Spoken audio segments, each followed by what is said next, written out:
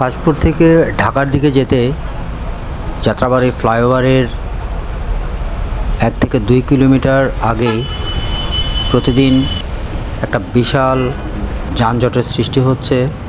বিশেষ করে দূরপাল্লার বাসগুলি রাস্তার বাম পাশে দাঁড়িয়ে যাত্রী ওঠানামার কারণেই এটা হয়ে থাকে। তো আমরা ঊর্ধ্বতন কর্তৃপক্ষের দৃষ্টি আকর্ষণ করছি, বিশেষ করে ট্রাফিক বিভাগের, যেন দ্রুত বিষয়টার নিষ্পত্তি করে। কারণ রাস্তায় যে ধরনের জ্যাম প্রতিদিন সৃষ্টি হচ্ছে, এতে জনজীবনে অনেক অনেক দুর্ভোগ নেমে আসছে। অফিস, স্কুল, কলেজ, মুমূর্ষু কোনো রোগী, সব ক্ষেত্রেই। আশা করছি এই বিষয়টা তারা গুরুত্বের সাথে দেখবে।